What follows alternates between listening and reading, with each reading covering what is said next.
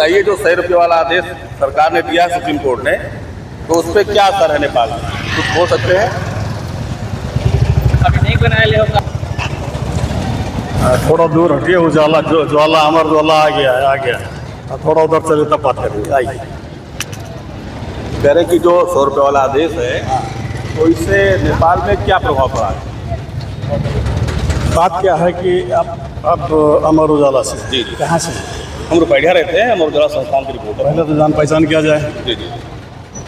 मैं नेपाल पत्रकार महासंघ बांके शाखा का संस्थापक अध्यक्ष, प्रेस स्वतंत्रता सेनानी लियाकत। अरे वाह,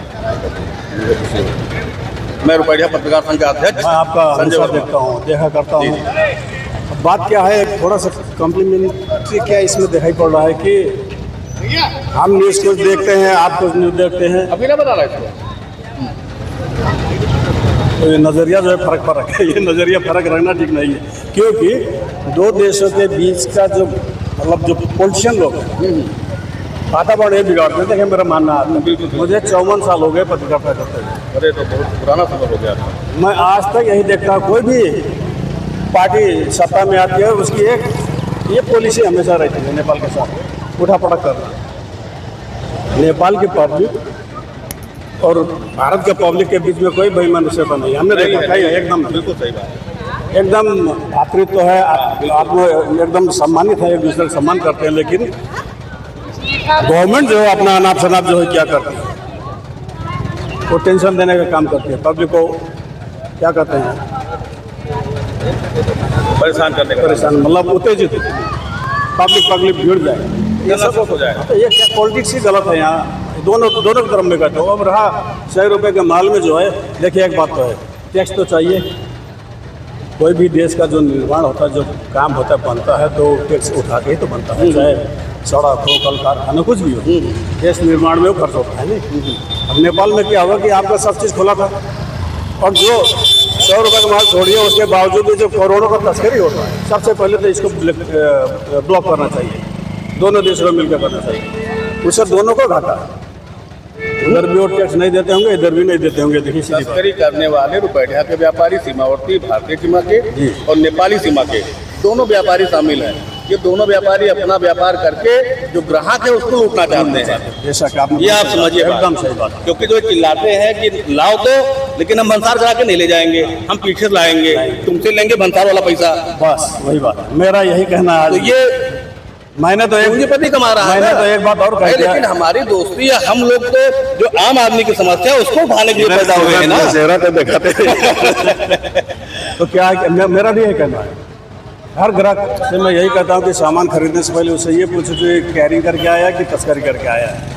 अगर तस्करी करके आया, कैरिंग करके आया, हम सामान नहीं लेंगे, बहिष्कार करो।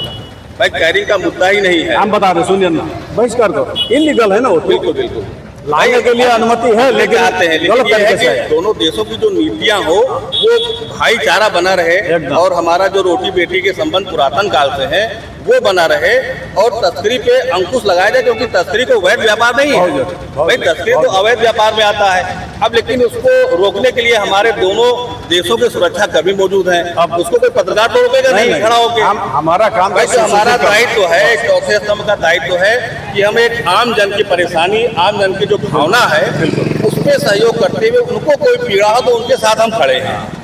तो ये जनभावना से हम लोग काम करते हैं। बस यही बात है। अब थोड़ा देर ब्रेक करके हम दूसरा एक आपसे हमारा अलग से होगा। चलिए, बस हम रोक देंगे, हमारा कंप्लीट हो चुका है। आइए, इधर आइए,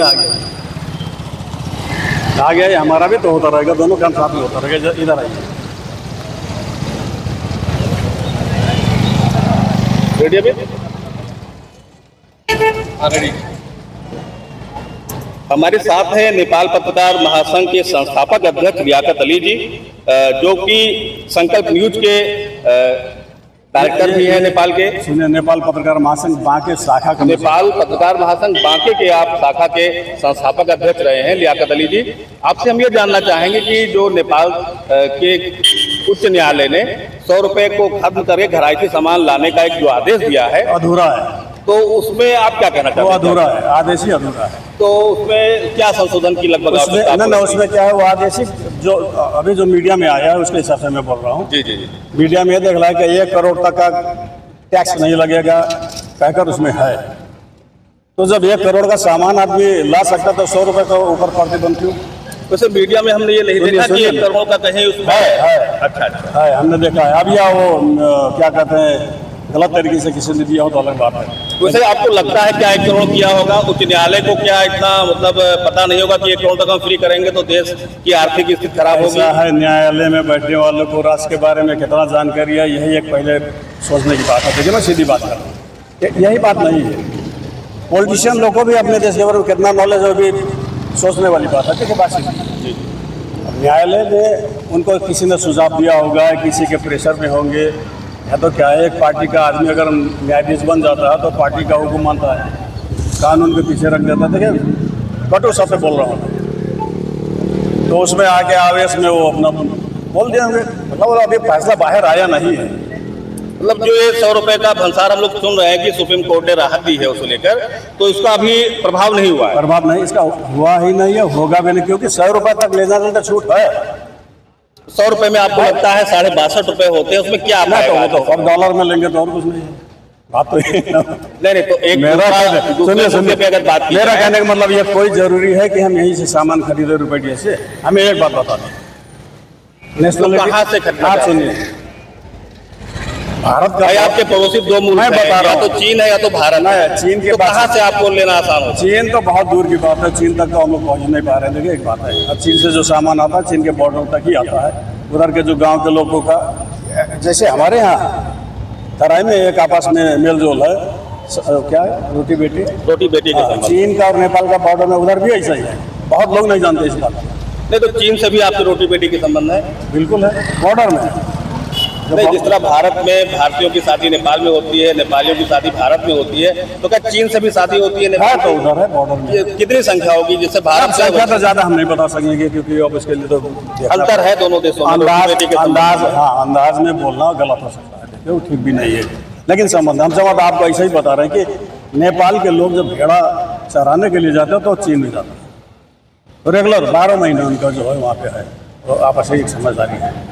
एक नहीं, लाखों भेड़ा जाते हैं, बकरियाँ जाते हैं, सब चरनगाह है उधर।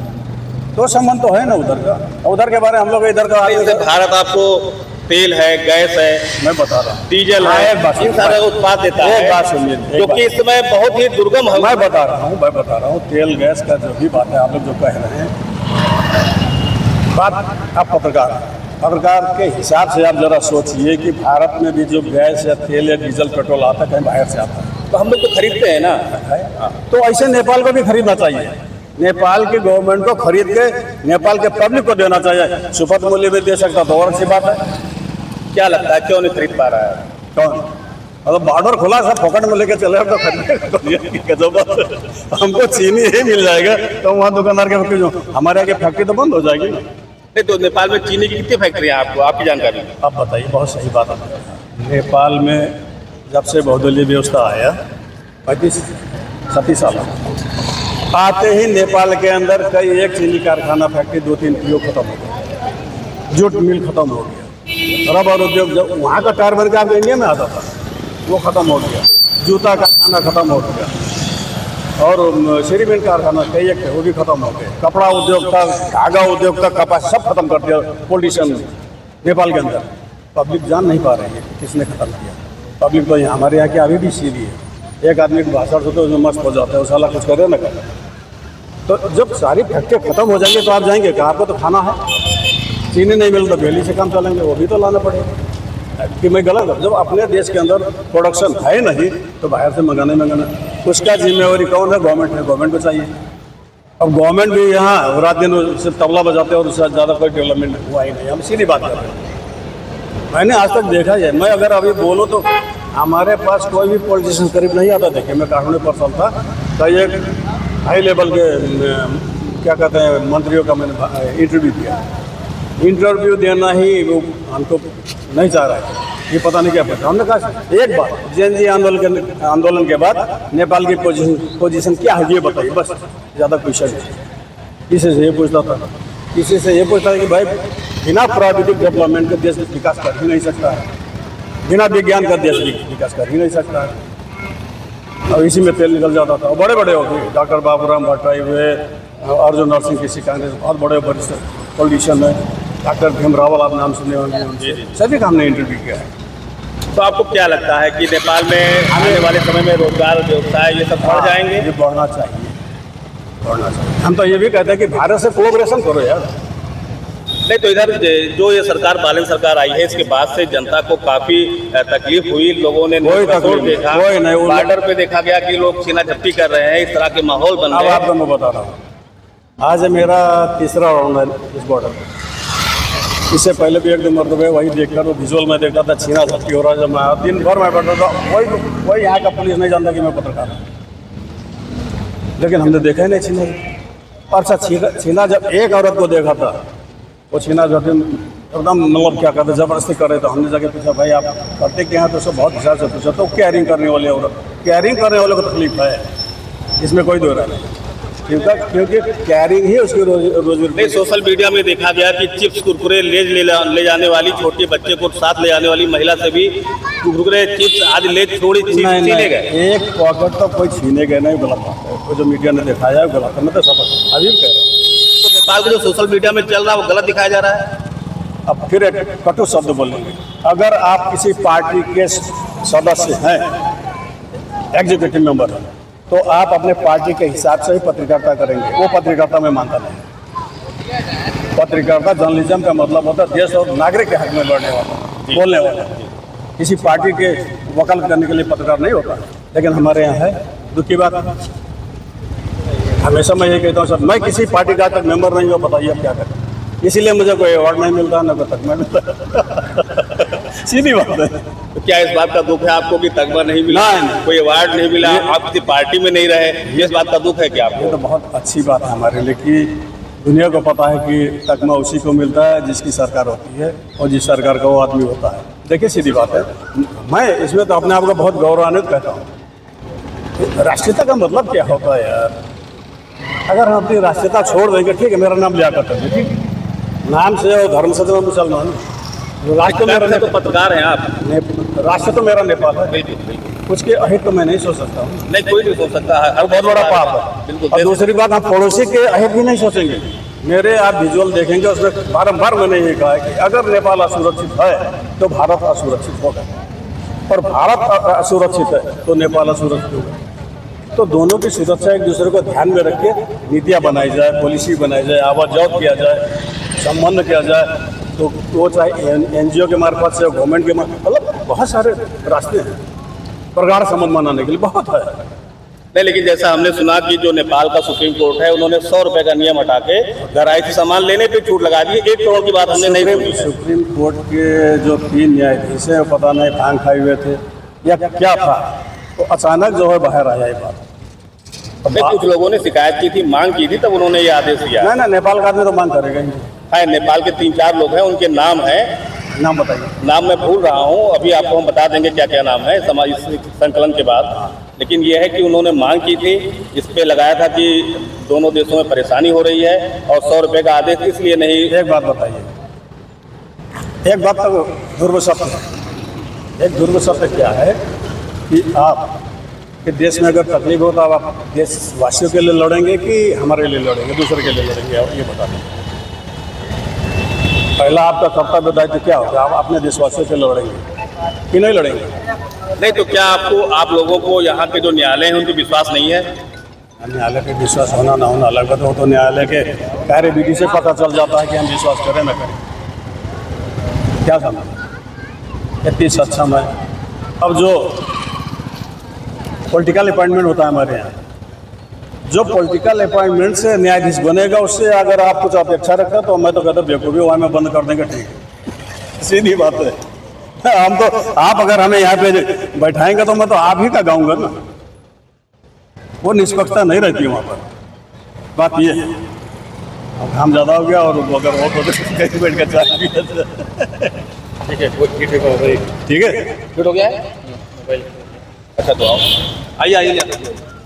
अब इसको बंद कर दें हम भी।